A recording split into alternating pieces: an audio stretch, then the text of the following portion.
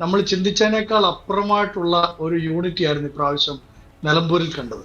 നമുക്കറിയാവുന്ന പോലെ VD. Satheesan sir ആരംഭം മുതൽ അവസാനം വരെ താക്കീത് ചെയ്യേണ്ടവരെ താക്കീത് ചെയ്യുകയും അകറ്റി നിർത്തേണ്ടവരെ അകറ്റി നിർത്തുകയും ചേർത്ത് നിർത്തേണ്ടവരെ ചേർത്ത് നിർത്തുകയും ചെയ്യുന്ന ഒരു പ്രതിഭാസം. അത് വളരെ ജ്ഞാനത്തോടു കൂടിയാണ്, കൂട്ടായിട്ടുള്ള ആലോചനയോടുകൂടിയാണ്. അദ്ദേഹത്തോടൊപ്പം തന്നെ കുഞ്ഞാലിക്കുട്ടി സാഹിബും ഒപ്പം ഉണ്ടായിരുന്നു ഈ കാര്യങ്ങൾ. പ്രത്യേകിച്ച് അൻവറിന്റെ വിഷയത്തിലൊക്കെ നമ്മൾ പൊതുവെ ധരിച്ചു വെച്ചിരിക്കുന്നത് ലീഗ് അദ്ദേഹത്തെ ഇങ്ങ് എടുക്കണമെന്ന് പറഞ്ഞു. ഇല്ല, കുഞ്ഞാലിക്കുട്ടി സാഹിബിന് തീരെ താല്പര്യമില്ലായിരുന്നു.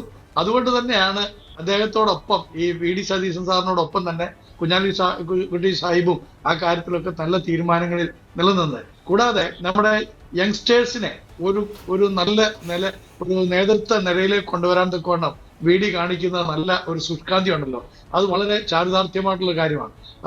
ചാണ്ടിയുമ്മൻ അവനെ എടക്കര എന്ന് പറയുന്ന സ്ഥലത്ത് 3000 ചില്ലുവാനം വീടുകൾ ഓടിക്കയറി എന്നുള്ളതാണ്.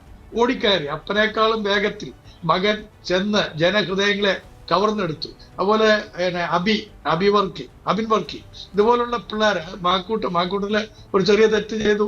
അതിന് സതീശൻ സാറ് വളരെ കൃത്യമായിട്ട് വഴക്ക് പരസ്യമായി തന്നെ പറയുകയും കുറച്ച് ദിവസത്തേക്കൊക്കെ മാങ്കൂട്ടത്തിനെ മറ്റുള്ളവരിൽ നിന്ന് മാറ്റിയെടുത്തുകയൊക്കെ ചെയ്തു. ഷാഫി പറമ്പില് എടുത്തു പറയേണ്ട ചെറുപ്പക്കാരാണ്. ഇങ്ങനെ ഒരു ശരിക്കും നമ്മുടെ രാഷ്ട്രത്തിൽ എങ്ങനെയായിരിക്കണം രാഷ്ട്രീയക്കാരെന്നുള്ളതിന്റെ നേർ തെളിവായിരുന്നു നിലമ്പൂരിൽ നടന്ന ഈ വലിയ തെരഞ്ഞെടുപ്പ്. ഈ തെരഞ്ഞെടുപ്പില് അതുപോലെ നമ്മുടെ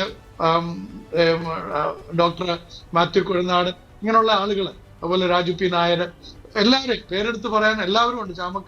ചാമക്കാലയായിരുന്നു ഇവിടെ ഓഫീസിന്റെ ഒക്കെ ചുമതല. അപ്പൊ എല്ലാവരും അവിടെ സജീവമായിരുന്നു. ആരും എക്സംപ്റ്റഡ് ആയിരുന്നില്ല. എല്ലാവർക്കും അവരുടെ റോൾ ഉണ്ടായിരുന്നു. റോജിക്കായിരുന്നു മുനിസിപ്പാലിറ്റിയുടെ ചുമതല, അതുപോലെ ശ്രീകണ്ഠനോടൊപ്പം. അപ്പൊ അവരെല്ലാവരും ആത്മാർത്ഥമായി ഒറ്റക്കെട്ടായിട്ട് നിന്നു. അതിന്റെ ഒരു വിജയമാണ്. അതിനകത്ത് 2 കാര്യം കൂടെ നമ്മൾ അഭിനന്ദനത്തിനായിട്ട് അദ്ദേഹത്തെ ഓർക്കണം.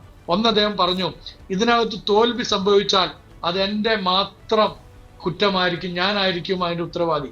എന്നാൽ വിജയിച്ചാൽ അതൊരു ടീം വർക്കായിരിക്കും. ശരിക്കും നല്ലൊരു രാഷ്ട്രീയ നേതാവിന്റെ തന്മയത്വമാർന്ന വാക്കുകളാണത്. വിജയം വരിക്കുമ്പോൾ ഞാൻ ചെയ്തുകൊണ്ടാണെന്ന് പറയാതെ അത് ഞങ്ങളുടെ കൂട്ടായിട്ടുള്ള ഒരുമിച്ചുള്ള UDF ടീം എന്നാണ് അദ്ദേഹം പറഞ്ഞത്.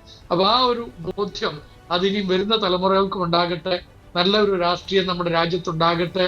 എല്ലാ വിധത്തിലും കറപ്ഷൻ ഇല്ലാത്ത, എനിക്ക് തോന്നുന്നത് ഇനിയും വരുന്ന തലമുറ കറപ്ഷനോട് വളരെ ആന്റി കറപ്റ്റഡ് ആയിട്ടുള്ള തലമുറയായിരിക്കും വരാൻ പോകുന്നത്. കാരണം അവർ കണ്ടും കേട്ടും മടുത്തിട്ടുണ്ട് ഈ കറപ്ഷനൊക്കെ. അങ്ങനെ ഇല്ലാത്ത ഒരു ഭരണകൂടം നമുക്കുണ്ടാകട്ടെ. തീർച്ചയായിട്ടും നീതിയും ന്യായവും നമ്മുടെ നാട്ടിൽ നടപ്പാക്കാൻ തക്കവണ്ണം പ്രതിപക്ഷ നേതാവ് ഭരണപക്ഷത്തേക്ക് വരികയാണെങ്കിൽ സാധിക്കുമെന്ന് നമ്മൾ ഓൾറെഡി അദ്ദേഹത്തോട് നമ്മുടെ ഇന്റർവ്യൂ കഴിഞ്ഞതിന് ശേഷം പറഞ്ഞു. അത് നടപ്പിൽ വരുവാൻ ഇടയാകട്ടെ. ഒരിക്കലൂടെ നമ്മുടെ നിയുക്ത MLA-ക്ക് നമ്മുടെ എല്ലാവരുടെയും ക്രൈസ്തവ സമൂഹത്തിന്റെ ഭാവുകങ്ങൾ, ജനാധിപത്യ വിശ്വാസികളുടെ ഭാവുകങ്ങൾ അർപ്പിക്കുകയും ചെയ്യുന്നു. Thank you.